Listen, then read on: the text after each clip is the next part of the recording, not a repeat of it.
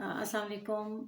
मैं डॉक्टर आसिया हबीब और आज हमने कुछ बातें करनी है प्रेगनेंसी और स्ट्रेस के बारे में कि स्ट्रेस प्रेगनेंसी में क्यों ज़्यादा पाया जाता है, इसकी क्या वजूहात हैं और इसके क्या नुकसानात हो सकते हैं माँ और बच्चे के लिए, और हमने इसको कैसे कंट्रोल करना है। ठीक है।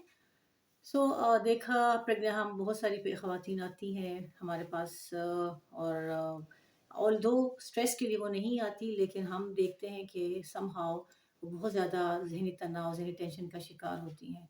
तो प्रेगनेंसी की वजह से जो चेंजेस ख़वातीन में आती हैं, स्पेशली जो पहले 3-4 माह होते हैं, उसमें अक्सर ख़वातीन को मतली होना, उल्टियाँ करना, ठीक है, जिसकी वजह से थोड़ी-सी नींद उनकी डिस्टर्ब हो जाती है, रात को बार-बार उठना, बैकएक होना, इन सारी चीज़ों की वजह से उनका जो है ऑब्वियसली थोड़ा-सा स्ट्रेस लेवल बढ़ जाते हैं, परेशान हो जाते हैं पेशेंट खुद भी और उनके घर वाले भी। ठीक है। दूसरा जो है, जब भी उनको ऐसी चेंजेस आना शुरू हो जाती हैं तो फिर दूसरी जो कॉमन वजह होती है इस ज़हनी तनाव की, कि घर में इधर-उधर से बहुत सारे उनको मशवरे दिए जाते हैं। तो उसमें फिर हर तरह के मशवरे दिए जाते हैं। कुछ लोग, हर कोई अपने पर्सनल एक्सपीरियंसेस शेयर कर रहे होते हैं, ये खाओ, ये मत खाओ, ठीक है, इस तरह बैठो, उस तरह मत बैठो, इधर जाना है, उधर नहीं जाना, ट्रैवल करना है, ट्रैवल नहीं करना। ये सारी चीज़ें लेके जो ख़वातीन होती हैं वो मज़ीद जो है ज़हनी दबाव का शिकार हो जाती हैं। फिर कुछ ख़वातीन जो हैं वो वेट कॉन्शियस होती हैं। ऑब्वियसली प्रेगनेंसी के साथ वेट गेन तो होता है, तो ये भी उनके लिए, बहुत सारी ख़वातीन के लिए ये एक बहुत बड़ा इशू होता है कि उनका वज़न बढ़ रहा है। तो ये इसके साथ-साथ जो है कुछ ख़वातीन जो हैं वो ऑब्वियसली जब ये सारी टेंशन्स चल रही होती हैं तो उसकी वज़ह से फिर वो अपना ख़्याल भी नहीं कर पाती, मेडिसिन्स टाइम पे नहीं लेती, चिड़चिड़ापन आ जाता है। और फिर वो वाली ख़वातीन जो कि वर्किंग होती हैं, ऑब्वियसली फिर उनके लिए जो है घर को और अपने काम को मैनेज करना मुश्किल हो जाता है। ये उनकी तनाव में मज़ीद इज़ाफ़ा कर देता है। ठीक है? इस सारे स्ट्रेस प्रोसेस में क्या होता है कि बॉडी के अंदर एक हार्मोन रिलीज़ होता है जिसे हम कहते हैं कॉर्टिसोल।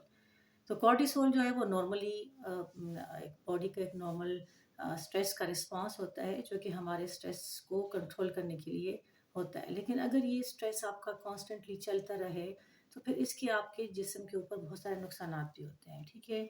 स्ट्रेस की वजह से जो हार्मोन रिलीज होता है, उसकी वजह से आपका इम्यून सिस्टम अगर ये कॉन्स्टेंटली रिलीज होता रहे तो आपका जो इम्यून सिस्टम है वो वीक हो जाता है। ठीक है। जब आपकी इम्यूनिटी वीक हो जाएगी तो आप इन्फेक्शन बहुत जल्दी जल्दी कैच करते हैं। ठीक है।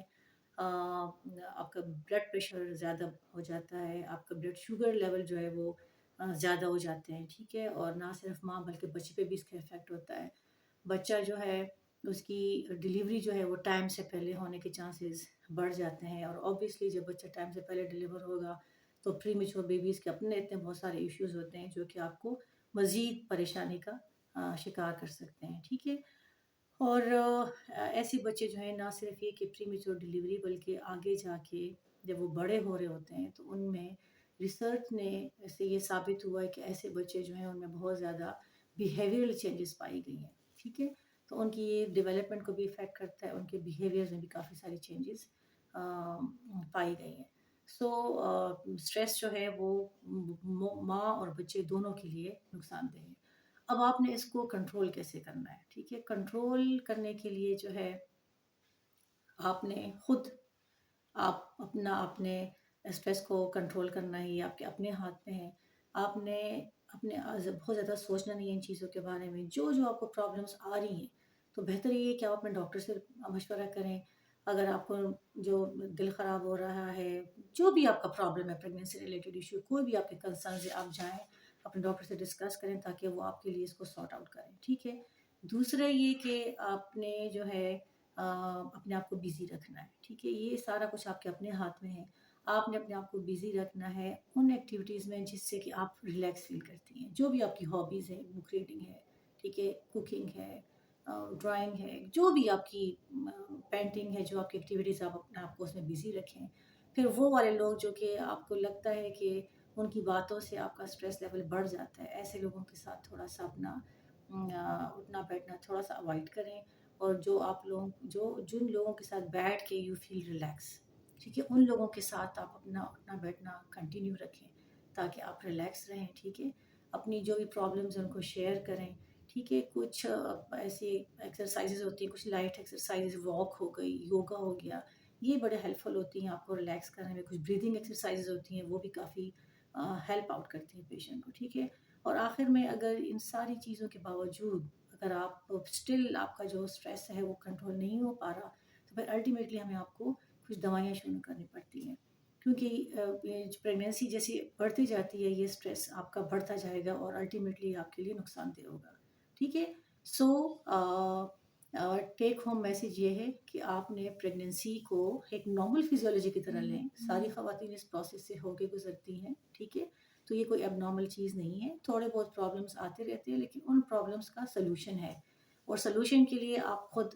کچھ چیزیں آپ نے خود مینیج کرنی ہیں، اور کچھ جو ہیں مسائل جو آپ کے پرابلمس آ رہے ہیں وہ اپنے ڈاکٹر سے کانٹیکٹ کریں گے تو وہ آپ کو ہیلپ آؤٹ کر دے گا۔